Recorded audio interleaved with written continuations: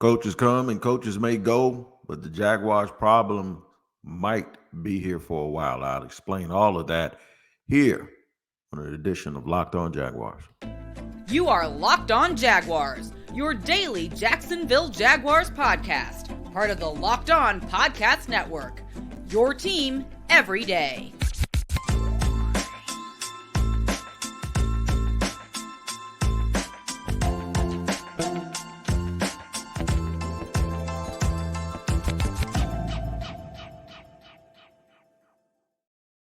What up? Thank you and welcome to another edition of Locked On Jaguars. I am Tony Wiggins, the host of the Locked On Jaguars podcast, where it's your team every day. And we thank you for making us your first listen. We are free to subscribe to on our YouTube page that is Locked On Jaguars. Make sure you subscribe, hit the like button, and hit the bell if you want to receive those notifications of every time we drop an episode. And then wherever you listen to your podcast, when you're in the car or at work, those audio podcasts, make sure you tap into that location every single day so you don't miss an episode. Today's show, and this show is brought to you by PrizePicks, the easiest and most exciting way to play daily fantasy sports. Go to prizepicks.com/lockedonnfl.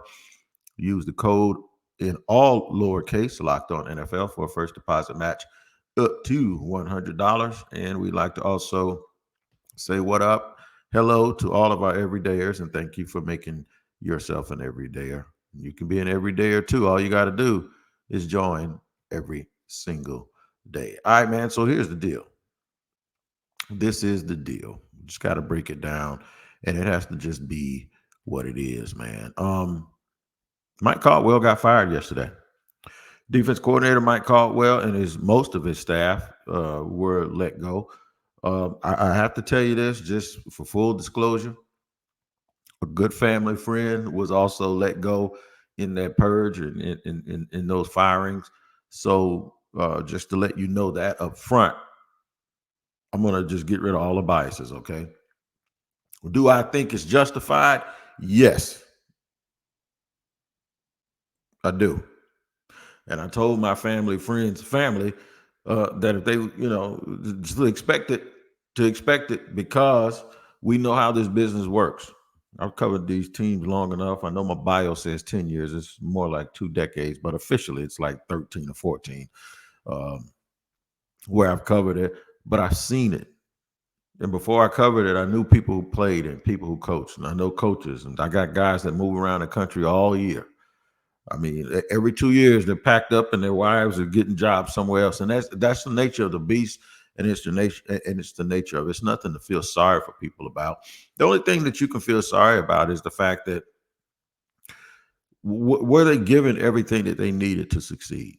That's the big question. So on today's show, Mike Caldwell fired. Why him? All right, that's the first segment. My feeling about Doug Peterson, and this is going to be after what I heard him say yesterday. And I'm going to say some things that might not be popular amongst the fans, but it's just my way of listening, doing some deductive reasoning, and trying to come to a conclusion without actually having all of the information. And finally, Trent Baalke survives with a question mark. I think if he wasn't going to survive, already. So I might get rid of that question mark before the end of the show. All right, so let's get back to it. Mike Caldwell, defense coordinator, who had previously coached the linebackers for the Tampa Bay Buccaneers during their Super Bowl run under Todd Bowles, was let go yesterday, him and his entire staff. Let me just say this. I didn't like their defense. I didn't like it. And I know they do a lot of things that have been done by a lot of people around the league. Their base defense is a 3-4, and then they go to a 4-man front. They go to an even front during nickel situations and bring in more help on the back end because they're not so much worried about the middle. They're worried about the front and the back. Okay, I get it. I didn't like the substitution patterns. I didn't like the fact that there seemed to be this, and the way I'll describe it is this: walking and chewing bubblegum at the same time. They do one thing well one week, and then the next week they wouldn't do something well. You stop the run this week, you don't stop the run next week. You play well against a team that has real good personnel, and then you go out against a team like Tennessee and you don't play well when they have like the worst offensive line in the league, right? And there's something that they had to get done. They never got it done, it seems like. The one thing I will give them credit for is the development of Trayvon Walker. He's up to 10 sacks. Josh Allen having 16 and a half sacks. Antonio Johnson being implemented. Of course, Foye Oluokun is Foye Oluokun. Just not enough player development, in my opinion, and not enough situational awareness. And what I mean by that is during critical junctures of the game. So even if they have this rotation, right? Even if you say, okay, we got to keep Trayvon and Josh, we got to keep them fresh.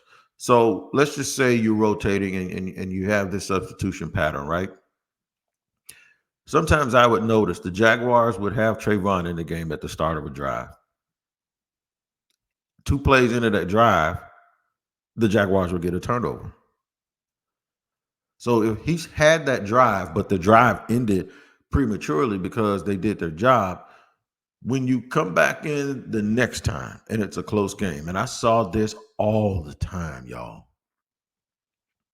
it's almost like he didn't get his drive. So you needed to leave him in the game. And it's still a critical game. It's like within 1 score. They would have K'Lavon Chaisson in the game as if it was like his turn. And I would see him in the game, and I would literally sit there and go, watch this. The team runs right at him, and he doesn't set the edge. Something else happens right on his side, and it happens again. Team drives down the field. All of a sudden, here comes Mike Caldwell subbing in Trayvon Walker or Josh, whoever was out of the game, whether it was both 41 and 44. You see Smoot, who I don't mind playing, but then you see K'Lavon coming off, and now they got their starters back in saying save us, but now the team's in the red zone. I got sick of that. These games are too close for you to have your 2 best players on the sideline. I watch other teams play. Yeah, you see Nick Bosa out of the game sometimes, and you see those guys getting a blow. Yeah, but when you look up, there's Chase Young and Randy Gregory in the game. It's not K'Lavon Chaisson. And then during critical junctures of the game, you don't see those guys in there. You see Bosa in that game. And if you do see Bosa, if you see Chase Young, you see Bosa still in there with him.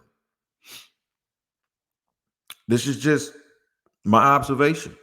They had zero lack of awareness. And when, not zero lack of awareness, they had a lack of awareness. They had zero awareness.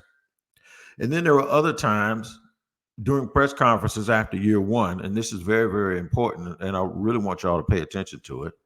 I can recall Doug Peterson the first year saying we got to get guys in the right spot.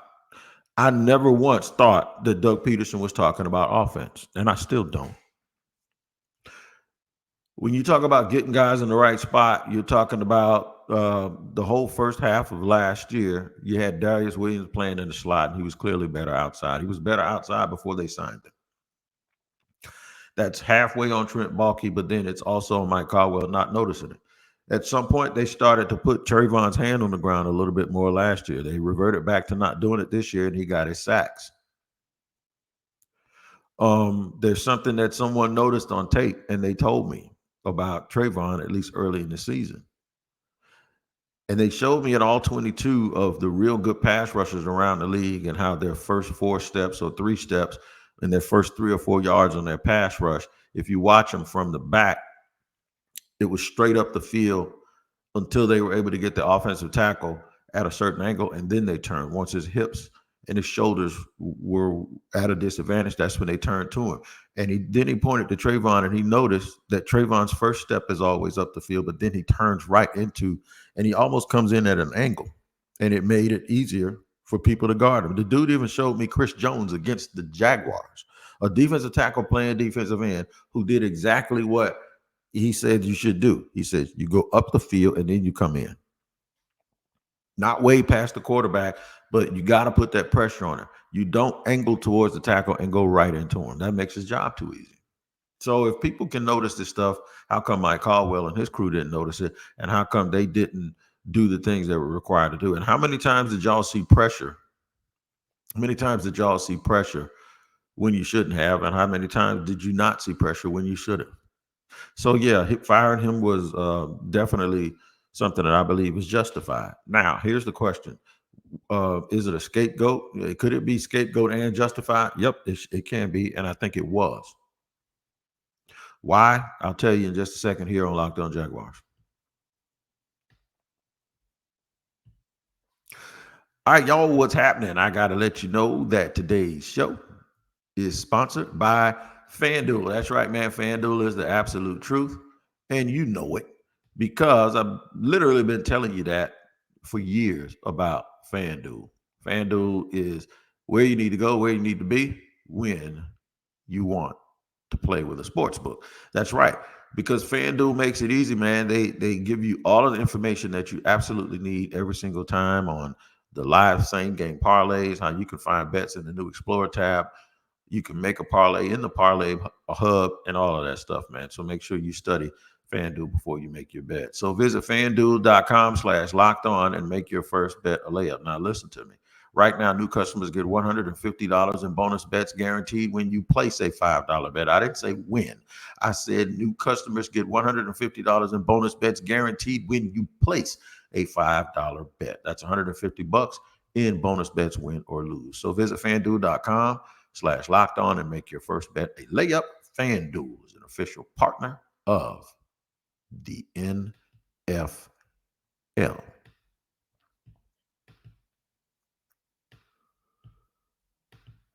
All right, running it down here. Segment 2 on Locked On Jaguars. How do I feel about Mike Caldwell being fired? I feel like it was justified. In fact, there are many people who thought just Sunday that if they fired everybody, then they'd be cool with that. So when they fire some people, you should be cool with them firing some people. But let me get to the every person part of it. And here's what I have been trying to give y'all a safe landing all year. I had you wrapped up in bubble wrap. I've been saying it for months. If you have listened to this podcast, I have been trying to prepare you for what happened yesterday and what did not happen yesterday. Everybody wanted Press Taylor fired. I'll get to Trent Baalke in the third segment. Everybody wanted Press Taylor fired. Every single time when folks complained about Mike Caldwell, I said, okay, I get it. Just complain about everybody. Because if you signal out that one guy, you're gonna give them an exit ramp, man. You're gonna give them a way out. You're gonna give them a scapegoat because they're gonna do that anyway. People aren't gonna fire themselves, man. Especially, they're just not gonna do it. So anybody that's sitting here saying Doug didn't learn his lesson from Philly, this is the same thing he did in other places. If it looks that way, that might be true, but it might not be true. It could very well mean that some of the same things that happened in other places are happening now because that's just the way life goes. Coaches don't get to be 50 some odd year old guys with 40 some odd years of football experience and change because people think they should on social media. He won a Super Bowl and got to where he is being who he is. You think he's going to change because of you? You think he's going to turn around and fire the guy who he not only mentored, but, and this is the point that I keep making, it's not as if he mentored Press Taylor and says, okay, now go do your job. And then he sits back and he watches him do that job for a whole year. And then he pulls him back in and now he has to evaluate it. He is literally holding his hand every single day. I want to repeat that. Think about what Press Taylor and Doug Peterson have done every single day. And I know the people are making comments about he must got pictures of him. Man, he ain't got no pictures of nobody. This is what the deal is. The deal is that man is telling you that man, Press, has done everything he asked him to do. I'm not firing anybody who does everything that I asked him to do. I'm not firing anybody who does, and whether he's right or wrong, I'm just explaining it to you. I'm not firing anybody who ran everything that he did by me and I thought it was a good idea. I'm not firing anybody who, after he ran it, whether it worked or not, we looked at the tape, and when I looked at the tape, I saw the reason it didn't work, and it had nothing to do with the fact that we, and I said we, made the play call. It has nothing to do with us and what we decided was best. It has something to do with your quarterback turning the ball over. It has something to do with your quarterback not making throws. It has something to do with your quarterback's arm being so lively early in the games that he's going to overthrow people. It has something to do with your quarterback and your wide receiver having communication issues. It has something to do with your quarterback changing the play. It also has something to do with the fact that we can't block people, so we have to call plays the way we have to call plays, okay? And I can't fire up. I can't fire the guy that goes to pick the plays. And I'm not going to fire myself, nor am I going to fire the dude that I have doing exactly what I want him to do. So when y'all kept screaming press all year, I kept screaming Doug. Does it make sense now why I would do that? When y'all kept screaming press, I kept screaming go bigger. And it doesn't mean he's going to fire himself. What it means is the person that you need to be yelling at is the dude that stood up in front of the microphone yesterday, and that is Doug Peterson. And at some point, you were going to get to the point where you either realize that, and now you don't like him, or you got to get over it. And I promise you, if you've heard this podcast, I have said this for months. You're setting yourself up for a disappointment because ain't nobody going to fire the dude that's doing exactly what he told him to do and what he is in agreement with. If you're mad at anybody, be mad at him. But you're wasting your time and your breath continuing to go press when he wasn't going to get rid of him. And I told you that. Get mad at him. Now I think that's what's starting to happen. I think folks are mad at Doug Peterson. I think folks think this is 2018, 2019 Philly Doug Peterson. Good.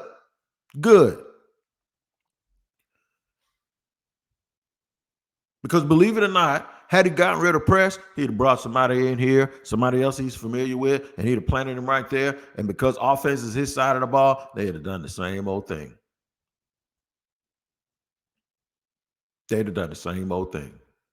Is he stubborn? Is Doug Peterson stubborn? Sure. Most people who get to a certain point and achieve what he's achieved, they become stubborn. I just watched the college football game last night. I've been hearing people for 5 years say that Jim Harbaugh's stuff don't work. It worked all the way last night to a national championship. Yep, and he did go through an SEC team to get to the final, and then he beat the team that's been running up and down the field, and he held them to 13 points. So we all think that we have an idea about what's old and what's not old and why something doesn't work. So let me ask you something, and I'm asking because you ain't gonna be able to answer me right now. But the thing is if we're mad at Baalke, which we should be, who I'll get into in just a second. If you're mad at Fortner, if you admit that Trevor makes mistakes, then why are you mad at Press Taylor and Doug Peterson? If you think Mike Caldwell did a piss poor job, and trust me, I ain't got to pull the receipts up in the tweets. I remember me saying, yeah, he's having an off game, and people going, off game? While you said, I remember y'all wanting him to get out of here. The problem is, and I know what it is you're so familiar with the Jacksonville Jaguars having problems and not totally fixing them. That's an owner problem. When he said that he was going to file with the NFL to get a senior vice president of football operations, y'all should have pushed him to do it because he backed off of it. And what happened? He's going to be stuck with Trent Baalke again because Trent Baalke is the dude that's probably sitting there reporting to him every day, telling him every single thing that's going on. Do you realize that Trent Baalke is the number one football operations person in that building? And he's reporting right to Shad. I think that's the biggest problem on this team.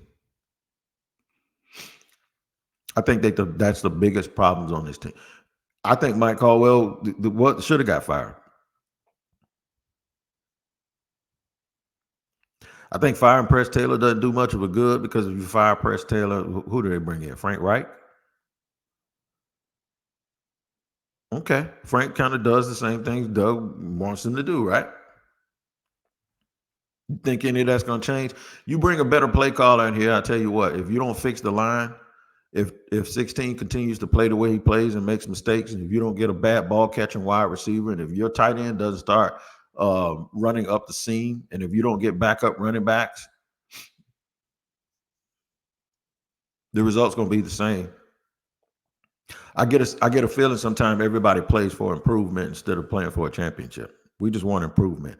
Just whatever you do, just make us look better than we used to be. That's what we want to be. We don't want to win anything. We just don't want to. We don't want to be ugly anymore. We don't want to be the team that everybody points at and says, "Don't be that." Gonna talk a little Trent Baalke here in segment number 3 after I let you know about Locked On Sports Today and the 24 streaming channel on YouTube. Locked On Sports Today is here for you 24/7, covering the top sports stories of the day with the local experts of Locked On, plus our national shows covering every league. Go to Locked On Sports Today on YouTube and subscribe to the first ever national sports 24/7 streaming channel. All right, man, we're going to talk about the man of the hour, or the not man of the hour, in Trent Baalke. Do that in just a second here on Locked On Jaguars. I got to let y'all know about PrizePicks, man. How many times have I told you about PrizePicks? I hope enough that you guys realize you can win some money because it's the largest daily fantasy sports platform in North America. And when I say largest, I know sometimes that might scare you, but no need to be afraid because all of those sharks and pros, they don't matter with this. You don't have to beat them. It's just you versus the computer. You pick more than or less than on 2 to 6 player stat projections and watch the winnings roll in. I'm telling you, man, I have so much fun and it adds so much more of an experience to my game day watching. And it also adds some money to my pocket. Go to prizepicks.com/lockedonnfl and use the code lockedonnfl in all lower cases for first deposit match up to $100. That's prizepicks.com/lockedonnfl. All lower cases, use the code lockedonnfl for a first deposit match up to $100.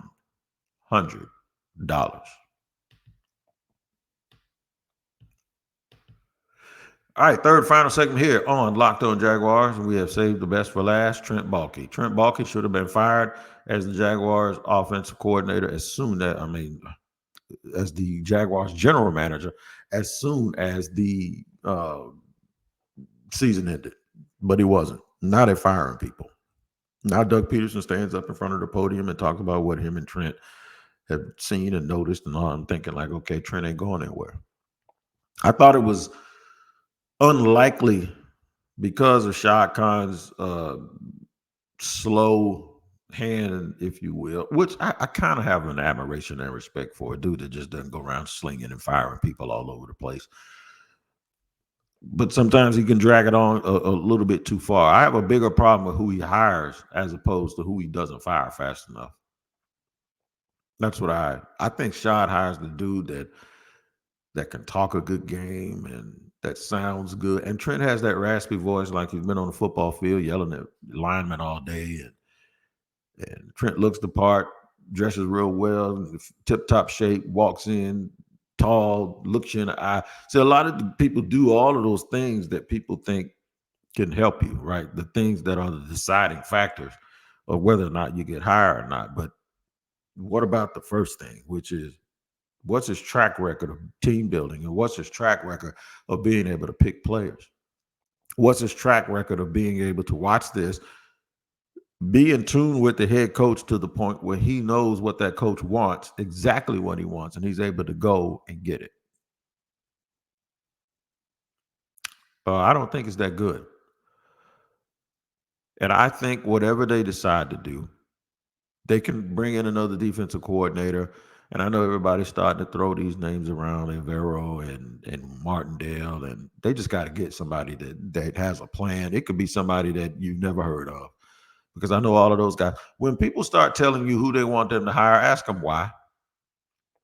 Ask them why. Ask them specifically what those guys do or what those guys are going to bring to the table. Are they great teachers? Are they great communicators? What their track record is. Because just hiring someone because they've been attached to something that's been successful, to me, is played. It's old and it doesn't tell anything. Find out what these guys run. When they start bringing up Wink, ask them did Baltimore's defense get better when Wink left?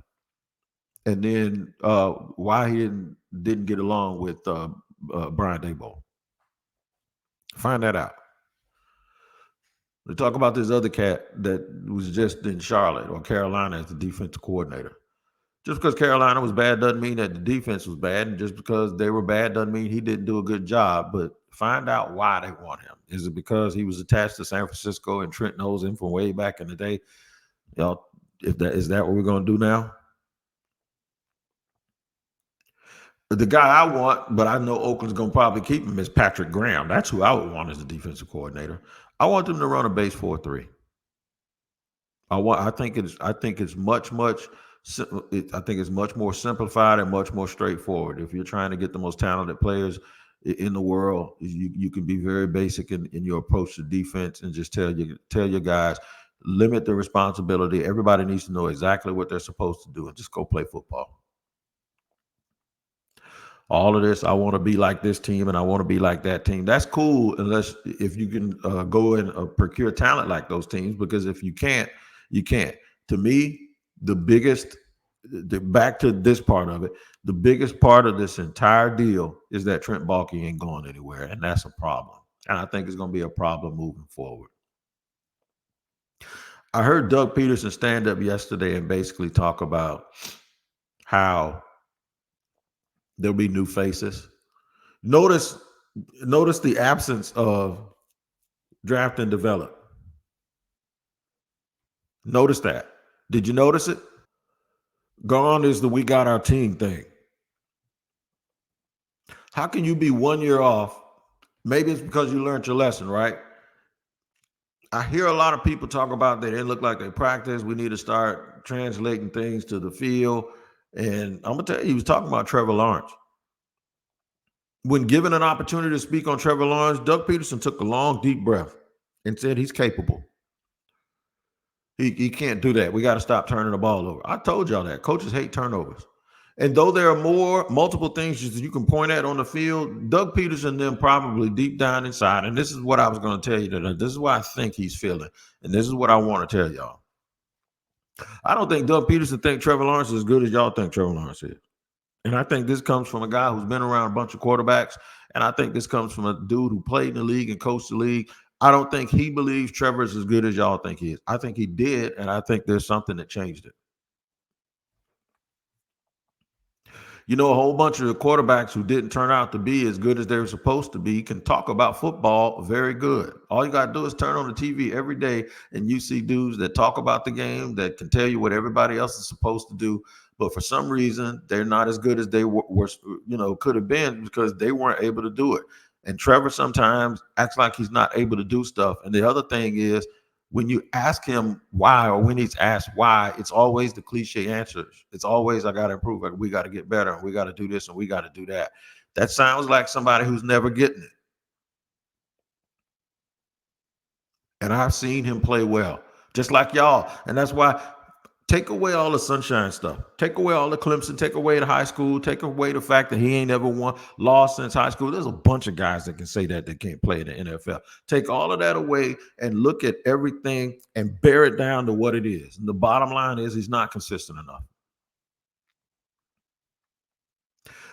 Folks think that this is about what he was as a prospect. It's not what he's about as a prospect. This is 3 years of what he has been since he's been in the NFL. People were right to think he was generational as a prospect. There's nothing wrong with that. But you're wrong if you're looking at the first 3 years and you still think that you can definitively tell me, if anybody says that he's going to be one of the greatest of all time, then you're just guessing or you're hoping for it. And I'm not saying that it's not going to happen, but the 3 years that I've seen, I don't see that. I see a taller, more talented version of Jared Goff. I'm not saying he can't prove me otherwise, and I'm not saying that he's the main reason why they're not winning. What I'm telling you is, they were doing some of the same things this whole time. The difference is, when Trevor played well, they won, and when he didn't play well, they didn't. And sometimes they won when he wasn't playing well. Go back and look at the 8-3 games and tell me how many of those games Trevor really, really played well in. The bottom line is, this team is one game away from making the playoffs, and they're making an assessment as to why they didn't make it. And I'm telling you right now, number 16 and the mistakes that he made that he did not make down the stretch last year has an awful lot to do with it. And you can talk about injuries, you can talk about guys not blocking, you can talk about all of that, and it's all true. But let me explain something to you. There are instances and times and point of emphasis when injuries, his injuries, the line not blocking, none of that had anything to do with the mistakes that he was making. And that happens too often. And I'm sorry to tell you that. Sometimes those things had nothing to do with the things that I'm talking about. And I think they wanted him, that in spite of those shortcomings, to still be who he was supposed to be so this team could go. Because that's what quarterbacks get. They get a whole bunch of the credit when things go good. But now some people don't want to give him a whole bunch of the blame when things have gone bad. And that's just not the way it works. It's all screwed up, and they ain't going to fix it, in my opinion, until they get a new general manager. But that's neither here nor there. What's not here nor there is you joining me every single day here on Locked On Jaguars, where it's your team every day. We always thank you for your first listen. Make sure you check in every single day. We'll continue with this line of thinking all week because it's not going anywhere. And neither am I. You guys take care of each other. We'll see you next time here on Locked On Jaguars.